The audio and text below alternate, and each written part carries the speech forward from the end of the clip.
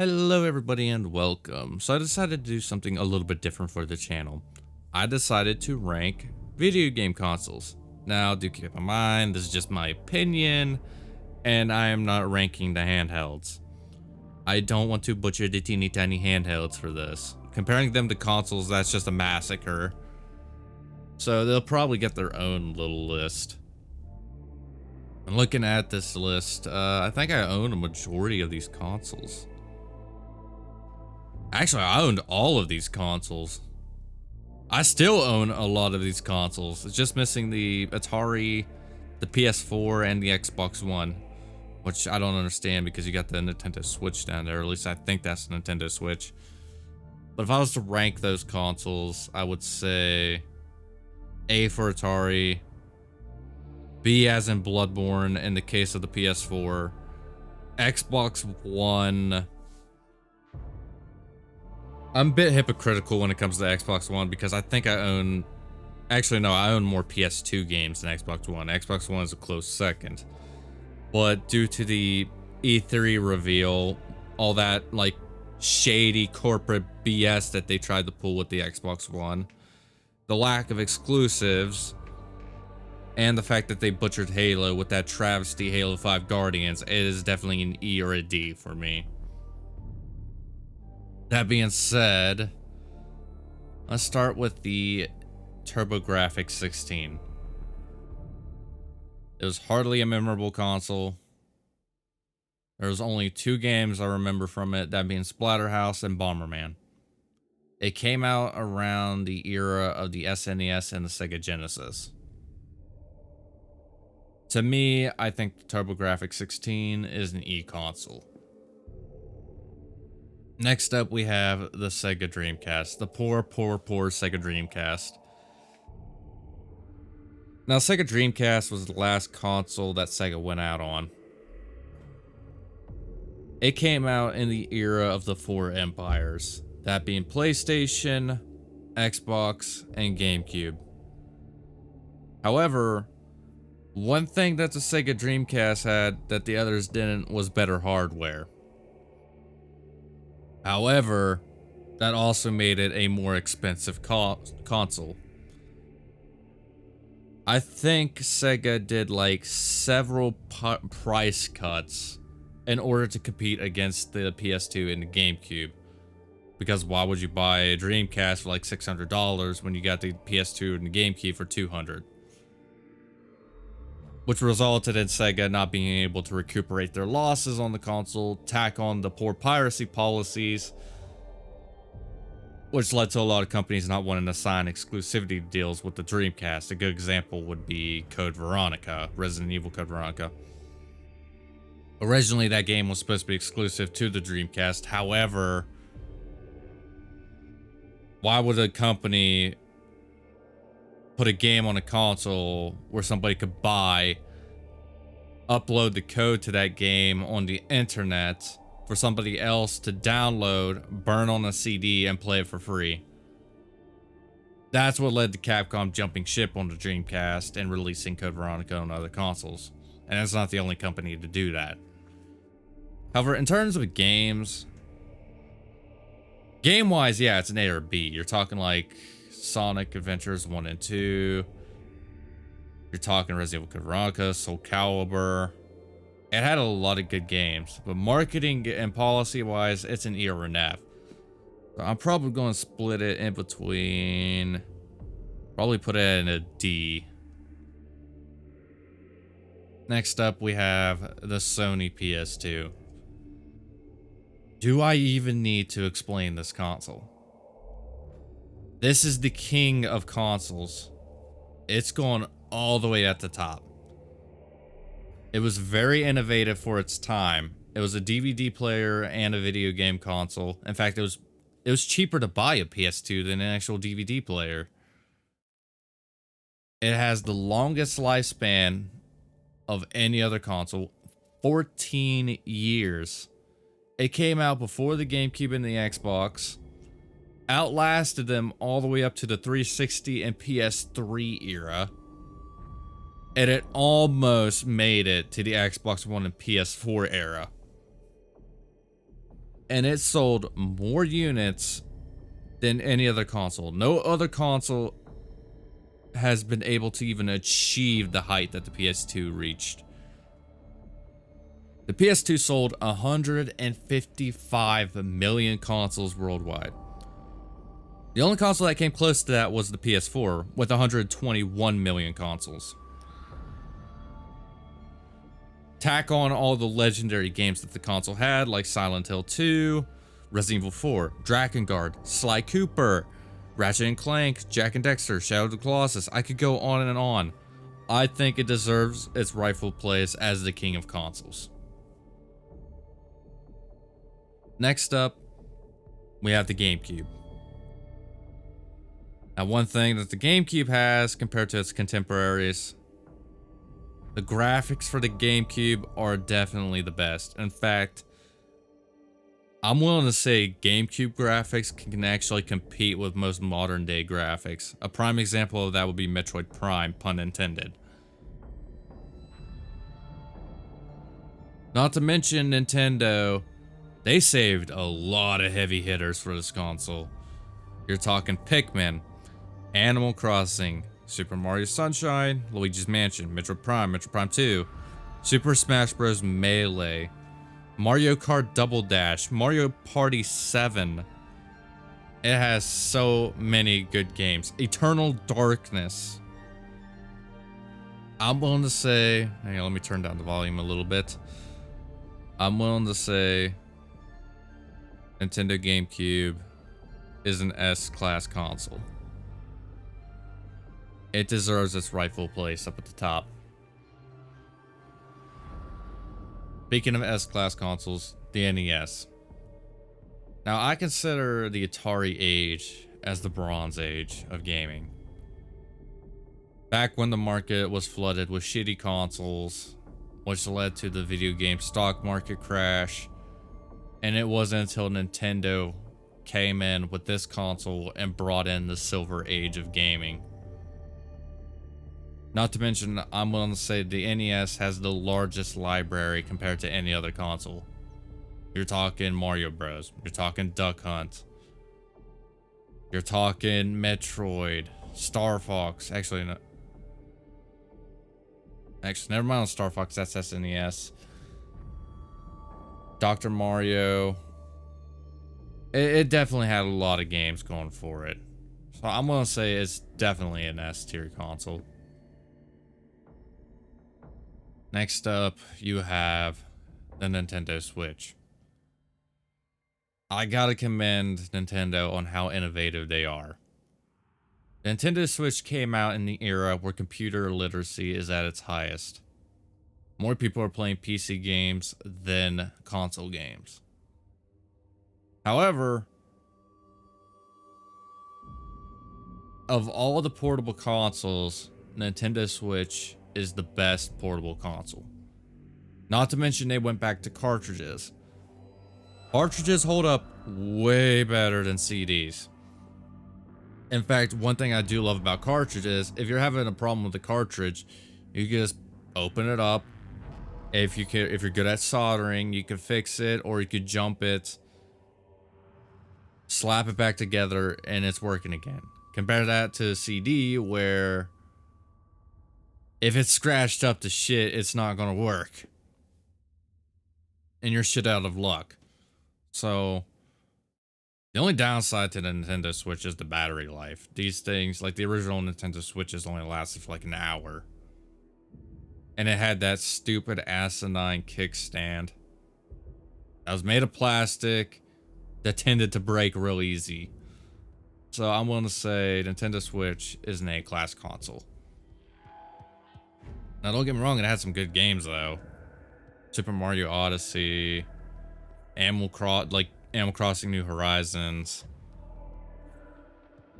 Monster Hunter Rise. There's a lot of good games on this console.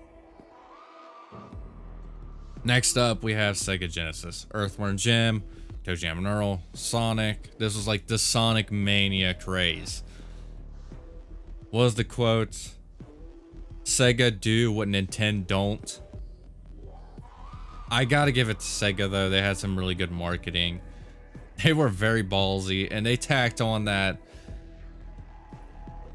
They tacked on that family-friendly stereotype on Nintendo. The Sega Genesis tried to appeal to like the edgy teens of the era, and they tacked on that family-friendly, like, oh, Nintendo's just for kids, which is like a stereotype that has lasted even to this very day. So for Nintendo, well, Sega Genesis, though it had a lot of meaningful games, it couldn't stack up to its rival, the SNES.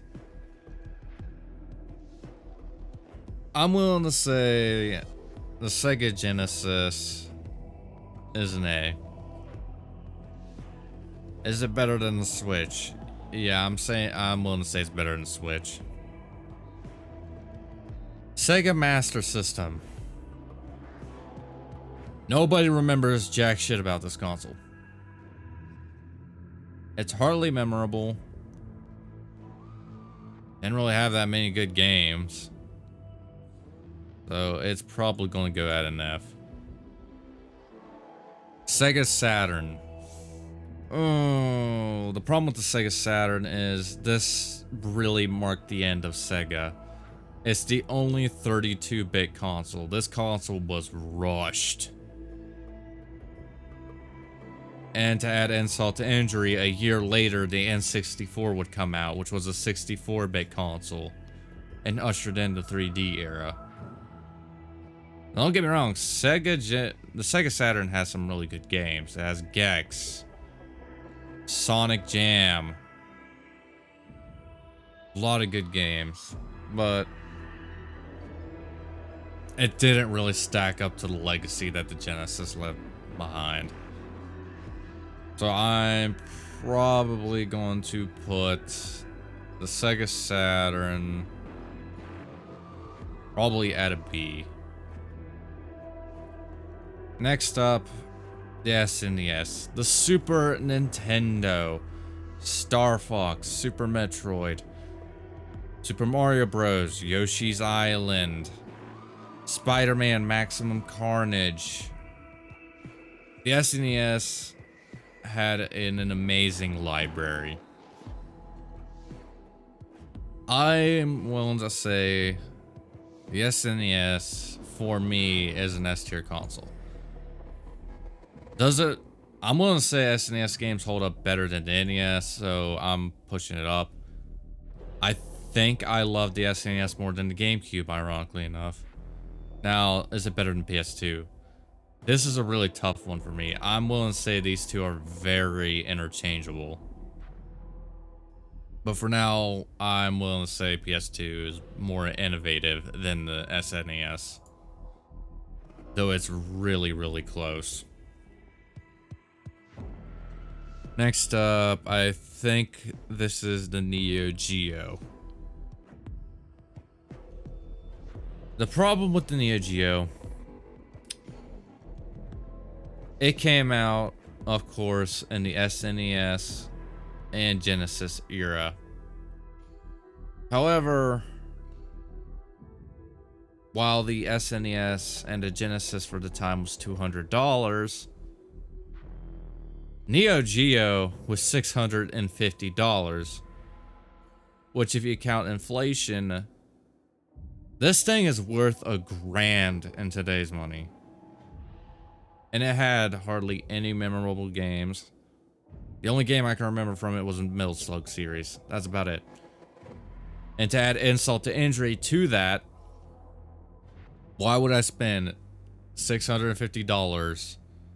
Not to mention the extra $60 for the Metal Slug games.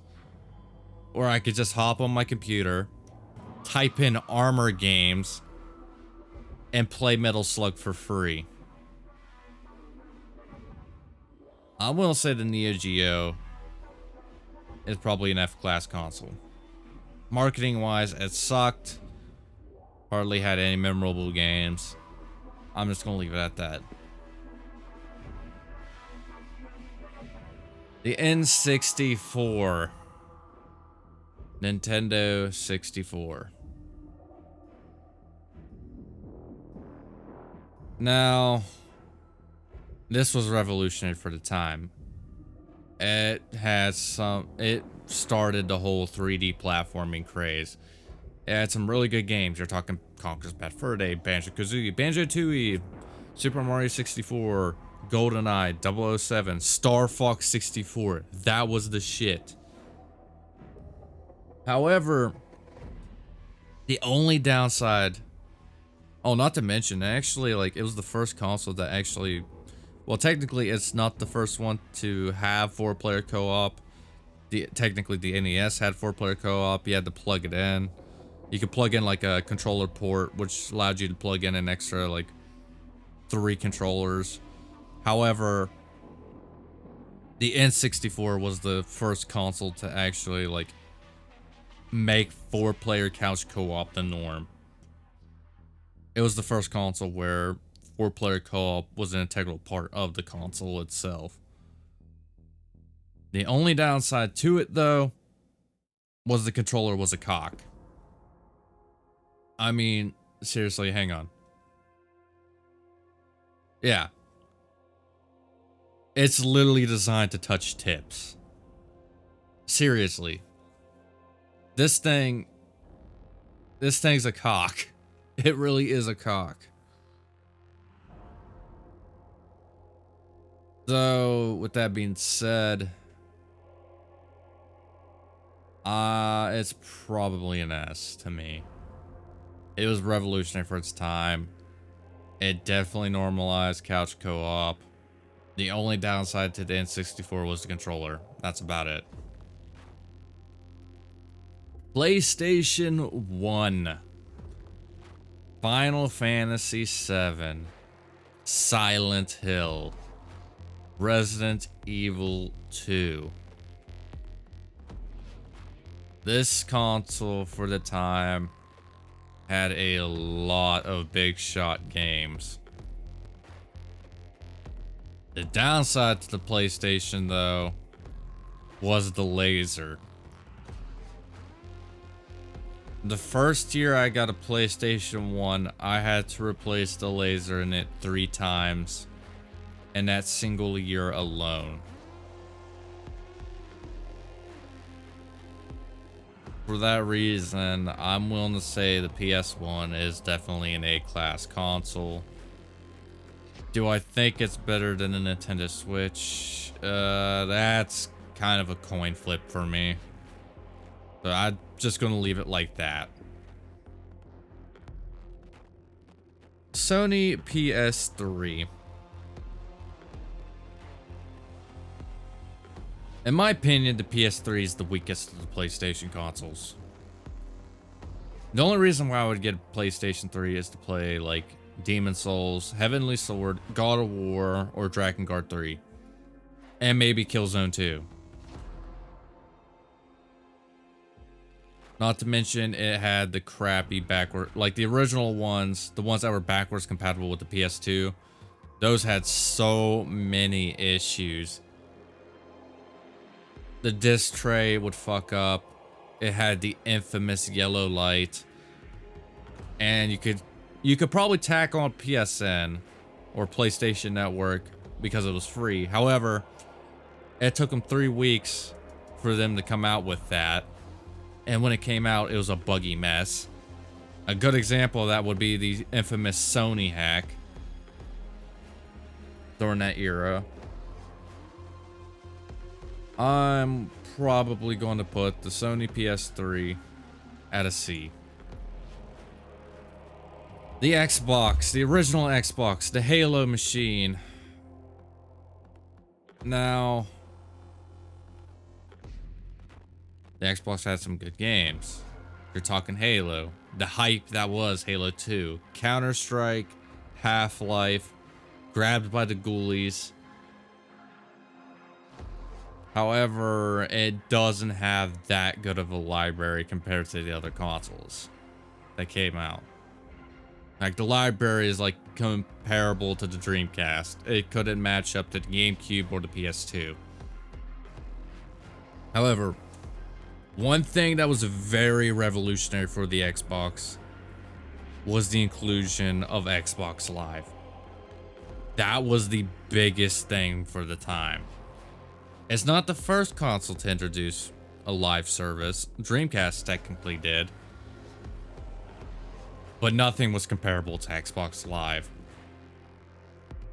I'm willing to say the Xbox is an S tier console. Is it better than the N64? I'm willing to say yes. Is it better than the NES though? Like, these are completely two different generations of consoles. However, I'm gonna say, like, yeah, they're both equal in the cultural impact that they had.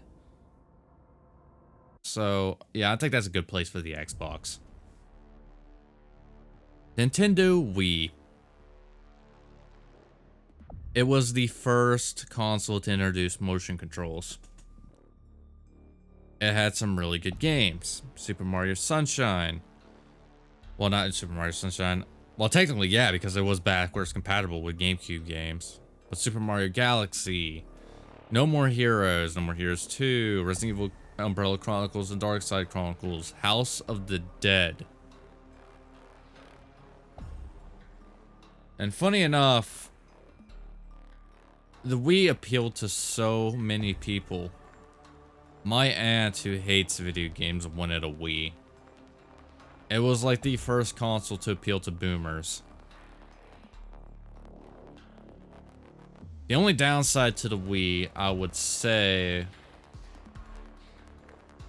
was the massive amount of garbo that was released on the console. Like, we had a lot of garbage games on the console as well.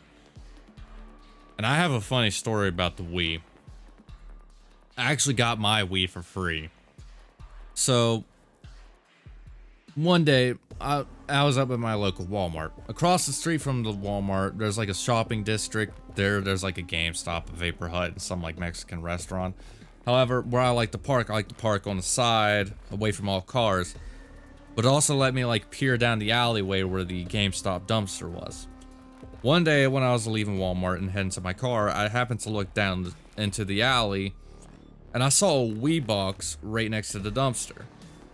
Curiously, I walked up to the box, opened it up, and I found out there was like a Wii inside. I just thought, now, when I came across it, I thought like, oh, maybe it's broken, that's why they threw it away. So I decided to take it home with me. I hooked it up, lo and behold, it still worked. To this very day, I don't know why they threw away this console. It's a really good Wii. I don't know why they threw it away. I mean, I was happy I got a free Wii that day, so. When it comes to the Wii, I'm probably going to put it at an A. I'm willing to say it's definitely better than PS1. Is it better than Nintendo Switch? Yeah. Is it better than Sega Genesis? No. Xbox 360. I'm going to save you for last. Wii U. Hardly any memorable games. It was a Smash machine. That was it. The only reason why you get a Wii U is to play Smash 4. Or Xenoblade Chronicles. Or Pikmin 3.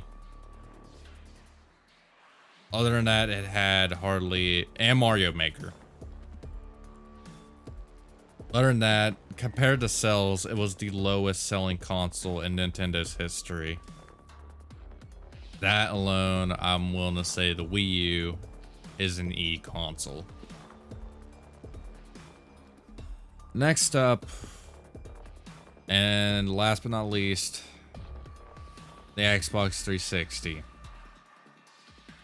I am very torn on this console. I have the R2-D2 Xbox Slim. That is the longest console I've owned. It is my favorite console in my collection. It's still tanking this very day. It's a little bit slow, but it trucks on. However, not only did Xbox 360, not only was it my best console that I've owned, it was also the worst console I've owned. Because before I owned the R2-D2 Xbox, I owned the Modern Warfare 2 original Xbox. That Xbox was a piece of shit. I suffered from the red ring of death several times on that console. The disc tray for it broke, so I had to use a stupid butter knife to pry open the disc tray in order to put my games in so I could just play the console. It burned my Halo 3. It burned my original BioShock 2. It burned my Red Dead Redemption 2. Well, not 2. Red Dead Redemption 1. And it finally died in the middle when I was playing Dark Souls. I remember exactly. I was fighting the Moonlight Butterfly. It had like a quarter health left. Then my Dark Souls disc decided it's going to hop off the disc tray inside the console and completely fried the console from within.